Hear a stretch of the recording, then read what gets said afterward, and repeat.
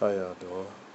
I have just finished my latest book, The Little Prince by Antonio de Saint-Exupéry, a French poet and journalist.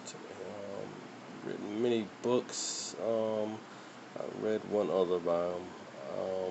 This is one of his most popular from the 1940s.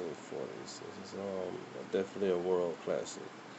I never got around to reading it before, so I think this is a must-reader, a great reader for a lot out there.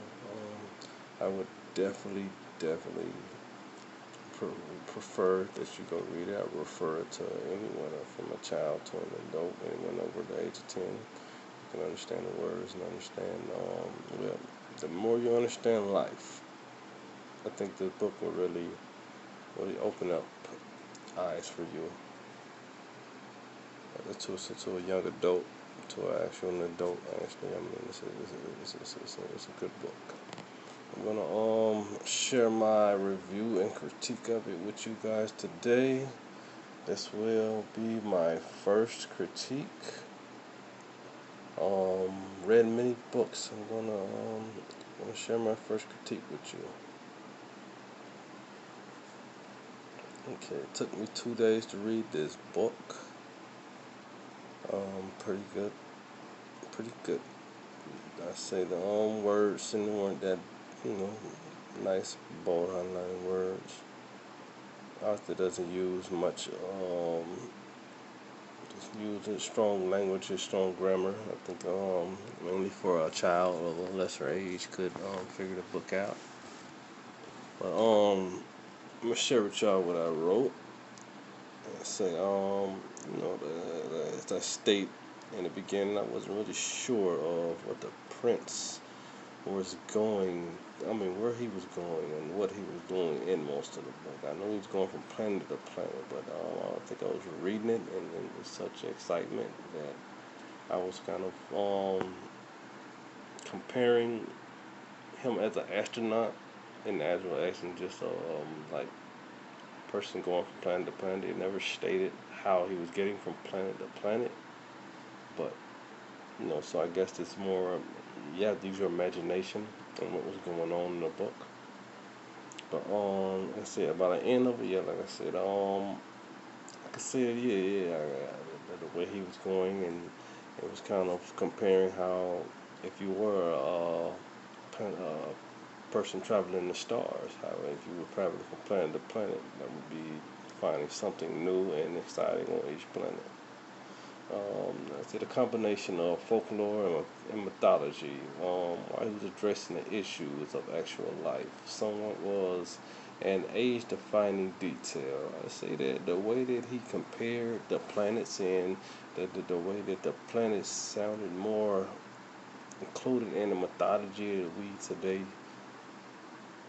have in our history books. I think that he was kind of trying to state the comparison between the planets, the planets Jupiter, and felt like that he as he was on the planet, so trying to give you an imagery in your head to try to figure out which planet was which. But as he stated in the beginning, it was like in our solar system we speak of just certain planets, but there are a lot more planets out there that we don't know of.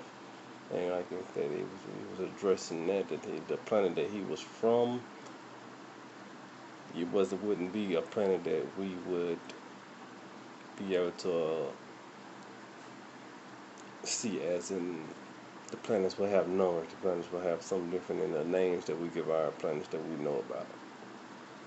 I was about to say I like that how he used the stars. He used the stars as the importance of the past and present.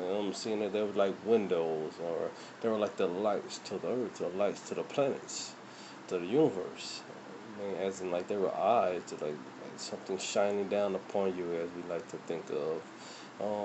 Something that was always there, something that's always been looking upon us, almost looking at the stars like they could be anything from just lights from the skies above, or they could be eyes from beings that are greater or more powerful than we are. At the end of the day, the way that he used the stars is in the context of almost like they were human or they were alive. Like they could actually, like the plants and the animals, they actually, the whole geographical nature of it, he was using the aspect of it having to be a being or a life or a soul or something, as in what it would have. I mean, I really was excited to read this book. Um, Let me see the differences between the planetary beings. That's why I said it came back to mythology. Like this guy here was when this guy was lazy. He was talking about he was talking about how his planet was this and his planet that. I was thinking more of the mythology of the Apollos and the Plutos and the you know the Venuses and Aphrodites, and I was like that maybe these are male mythical creatures or male mythical beings or deities or something that he was trying to refer to, and he was trying to use that as in using your own imagination to see to put it into context of what you could see in your head. Like he was really just keeping it openly detailed for the imagination.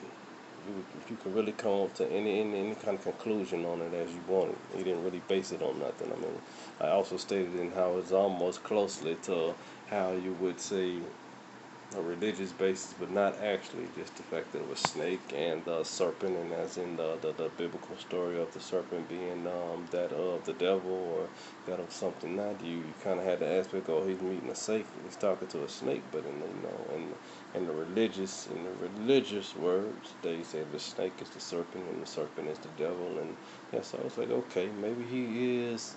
And maybe he's somewhere on Earth where he met the snake, he met the serpent, the same one that Eve met in the Christian Bible. Maybe he met the serpent. Maybe there was a corruption that was going to be held by him in there.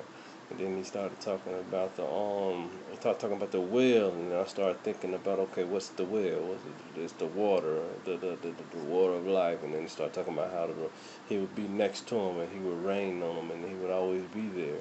I mean, I figured that the water was symbolism of what was here. The water was a symbolism I thought they were going towards, like, okay, the secret well, the sacred well, wishing well, or something that of a well of, if you drink the water, something imaginative. You would be more or something. I thought I was looking for something more of a folklore. I mean, I was thinking it was aiming more at folklore, but it went back to mythology, then, and it came back to more of a fictional, non-fictional. I mean, it was a real read. Like you would have to have a vivid imagination and to really get into the book as I did. But it's a good read either with or without imagination. It's a great read. Okay.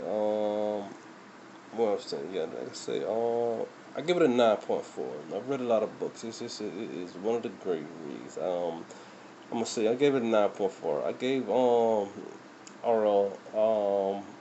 I'm sorry, I kind of forgot her name. Whew, I gave the Harry Potter book. It's been a while since I've read the Harry Potter book. J.K. Rowling. I'm sorry. Please forgive me. J.K. Rowling. I gave her first the Sorcerer's Stone. That there. I guess I critiqued that. I gave that like an 8.7. Um, Now the Deadly Hollows, I rated that at a 9.8. That was, I feel like that was the second best of the book series. I put those together, Hollows 1 and 2. Those are pretty good books.